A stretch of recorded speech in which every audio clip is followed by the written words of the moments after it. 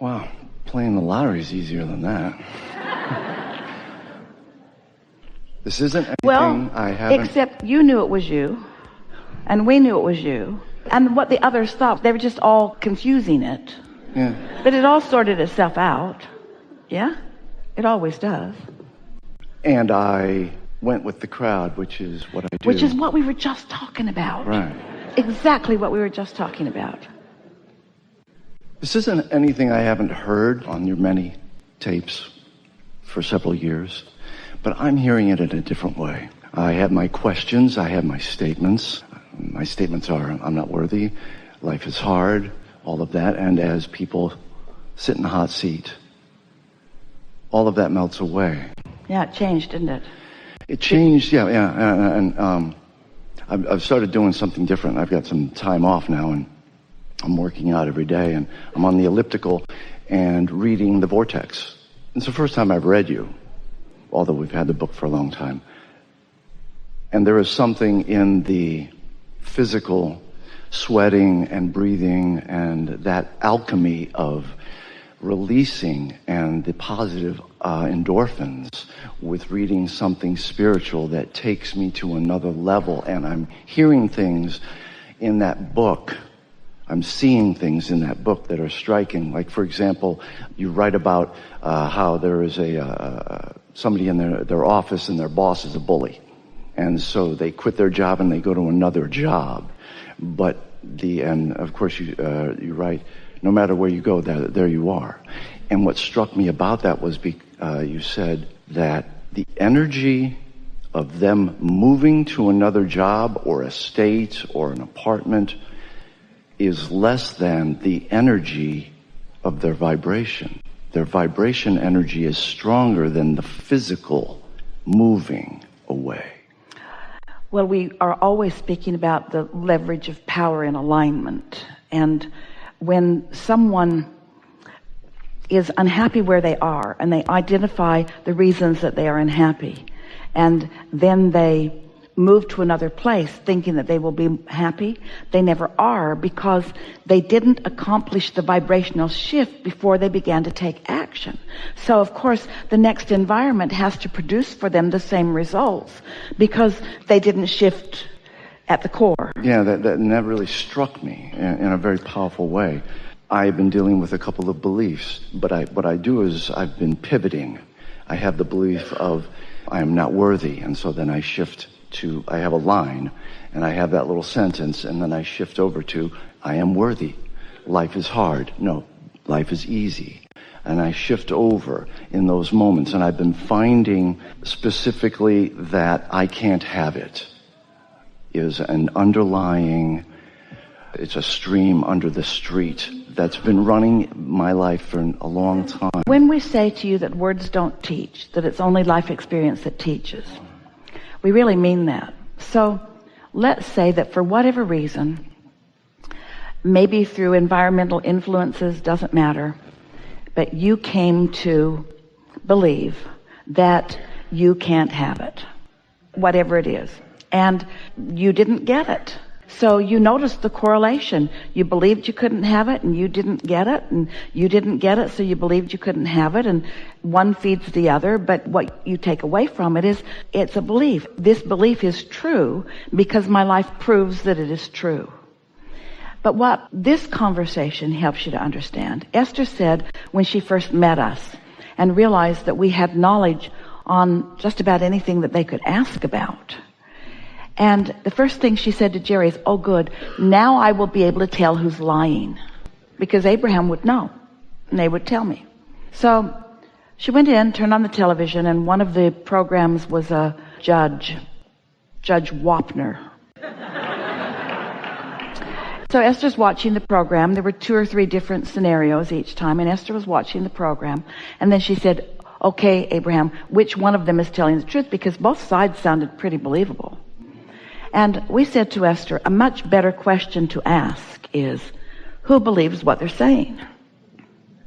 Not who's right and who's wrong, because everything is perceptual. It's who believes what they're saying. And sometimes they both believed what they were saying.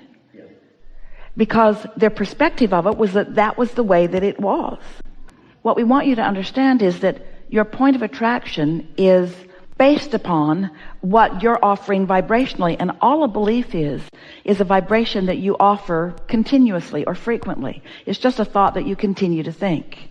So when Esther would say, but Abraham, it's true, we would say that's not a good criteria for giving your attention to something, because all something being true for someone means is that they focused it into reality.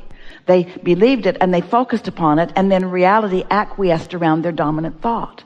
So there are all kinds of things around that are true. The question is, do you want them in your experience or do you not want them in your experience? So when you leave aside the rightness or the wrongness, the truth or the untruth, and you let it be a personal decision of, is this something that I want to experience in my life? And if it is, I'll think about it and talk about it. And if it isn't, then not so much. I won't do that so much. So that seems like a good way to define it. But the trouble with that is that once you have momentum of an idea going, law of attraction's pretty much going to keep it going. So you need some other way of helping yourself decide in the moment what you're going to do about it. And that's why we introduced to you your guidance system. That's why we explained to you that your inner being is living this moment with you also. And your inner being has a perspective of this moment also. For example, when you say, I'm not worthy, and it feels awful. Well, your inner being is having the same moment with you, but your inner being never would for a moment acknowledge you're not worthy, because your inner being knows unequivocally your worthiness. So when you choose a thought that is so abhorrently different than that your inner being is choosing, then you feel the vibrational absence or the emptying out of yourself. And I do. And as of late, I have been meditating a lot more, and I have actually just surrendered to the concept of my inner being and the greatness of that, and the smallness of my life. We want to get right to what you are pointing out, because everybody's living this all the time, where you've got an active thought that isn't serving you, so what do I do? And what's interesting is, you know you've got an active thought that isn't serving you, and you don't want to have an active thought that isn't serving you, but you can't let go of the active thought that isn't serving you, because the momentum of the active thought that isn't serving you is sufficient enough that it's just kind of going to have its way with you. And what you do with that is you just let it have its way with you. And you introduced into that something that goes like this: because everything is always working out for me, then this thought that I'm deciding isn't serving me must be serving me in some way that I can't see right now. At a minimum, I know what I don't want, which I know what I do want. Real small, easy steps like that. Not trying to get yourself to stop thinking that thought, because when you decide you're not going to think that thought, you're going to think that thought, because you've shined a light on it and you're just going to think that thought.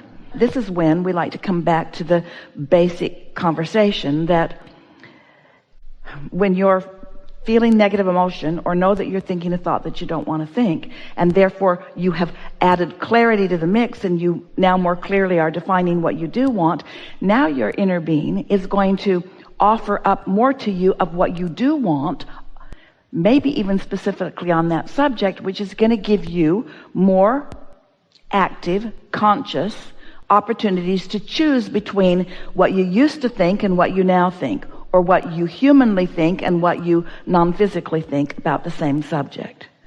This is the conversation that we used to have with people all day, every day in the hot seat. But really, it is so long and slow and boring. Bridging beliefs takes a lot of time. There is an easier way, and the easier way is understanding that you've asked for it and it's already there, and if you'll chill and stop your mind from thinking every single moment, that your vibration will rise, and what your inner being thinks about that will begin to occur to you. That is the fastest way to change it. That has been happening a lot more because I have been meditating and getting into that higher vibration of meditation. So what's the conversation that you want to have with us? In other words, what brings you here? We don't mean here, we mean to this moment in time, because we know you had some things you thought you might want to think about that have evolved during the day. So where are you now on this subject? People talk about affirmations all the time, and we say, don't affirm unless you know you're in alignment. because what you affirm is a strong statement that the universe is going to respond to. So what do you now want to affirm to the universe? What do you now know about this subject that we have been chewing over just now? That I am worthy of all my good, that I am strong and vibrant and intelligent, that I deserve all the good things that I think about, and I think about a lot of good things every day, every moment of every day. Do you believe him? Yeah. Well, and I want to say thank you for the mechanics of that, specific thought pivot. So the mechanics were simpler than it looked, but we just want to explain what the mechanics are so that you can apply them yourself anytime you want. The mechanics were, we went general. We went back to the very beginning. Who you are, here and here, law of attraction, responding to everything. You ask, you put it over there, you chill, you line up. We just went back to the very basics of it. And because the basics resonate with you, in the resonating, the question that you sat down with went away because it no longer applied, because you went back to things that you do know. And that's the process. When I was young, we were on a camp out, and we went on a hike, and it was up a hill through the forest, and the older Boy Scouts, Charlie Haight, was like 16 years old, and when I was 9, and there was a bunch of us, and we were struggling up the hill in the Missouri heat with the humidity, and there were trees everywhere, and he went up to the ridge, and he came back down, and I can never forget it. He says, "Come on, guys, it's right up here. You can do it. Come on, it's just up here." And I think that my inner self is that. Precisely. At the leading edge. That's saying, a perfect analogy. You can, Yeah. Come. Always encouraging, always rooting for you, always knowing, and always holding that. You just want to prepare yourself so you can hear that. That's the most apt analogy that we've ever heard, that speaks precisely to the point that we're making. Really good. Enough? Yeah.